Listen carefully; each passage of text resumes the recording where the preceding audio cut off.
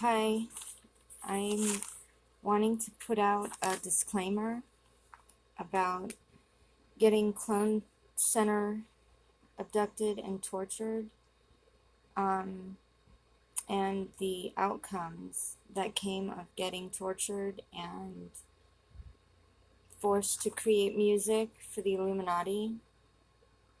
And so there's not too many facts that I can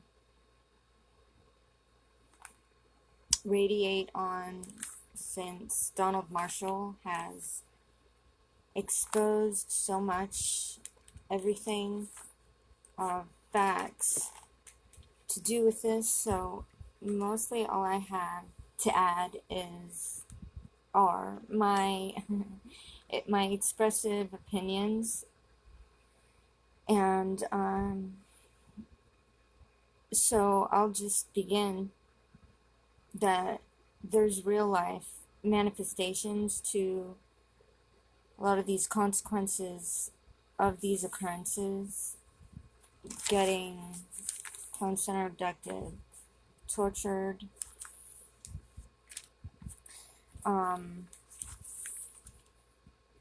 So how the Nazis knew, for instance, to torture children, and it would make the kids make music. I guess they had done it before, obviously, before I arrived at the cloning center, before Donnie Marshall arrived at the cloning center. This was sleep deprivation, dreamless states of being sleep deprived. And basically, after you're tortured enough as a kid, your brain just catches on to make lyrics automatically after years of getting tortured. And your brain is like a machine, it just works. A lot of these manifestations of real life occurrences, so it manifested in the lyrics for the songs that we wrote. Some of the music that I can point out specifically depicting, some of the fear, pain, and disdain that I felt were with some of the recording artists when they made like sad songs or when they made gangster rap. Those are the quickest isolated frames of my state of mind, how I was manifested to fear and be in pain in real life. So yeah, we talk about our real life feelings, and some of my most expressive thoughts came through with, for instance, I would say that with the rapper known as Eminem. And this would be because the clone center abduction and torture, what it did to, for instance, my family, and so my family and I became disconnected. And actually my family was, for instance, whenever anything bad happened to me in real life where it drew negative attention to me and my family, like my family members would get tortured for it. So that was one way it drove us apart, for real. And I don't know anyone that volunteered themselves.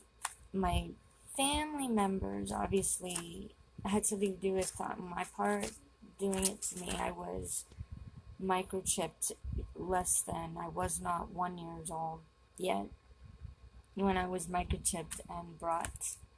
So some of the torture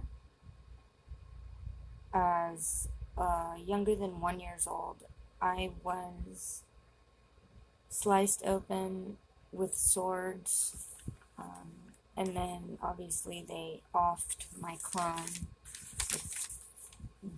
killed my clone. I was fed to aliens in Vril.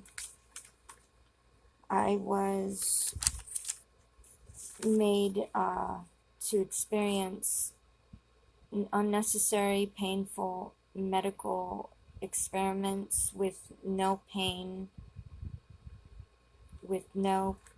suppressor. I was made to watch my mother get tortured and my friends there at the cloning center, including Donald Marshall, and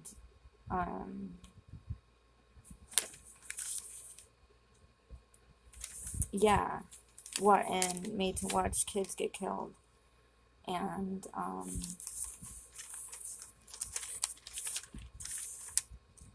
so not to complain, it's complaining at this point, you know, it kind of loses all of the energy, and I want to really specifically put the blood, sweat, and tears that were lost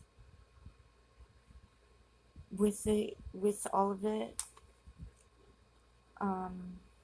What positive effects could have been drawn from these experiences for me? I would say, in my head, maybe I'm a better writer. I'm able to write better. So with the writing about these occurrences, it's really about facts. Facts of what, when, where, why, how, and who tortured me to the extent I was tortured, and then the eventual outcome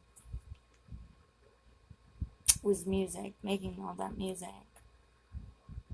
And the truth of these facts pretty much write itself. So just, you know, be a straightforward, truthful memoir of what I saw and witnessed. So my spirituality, creative thinking was never enhanced in that way at all. And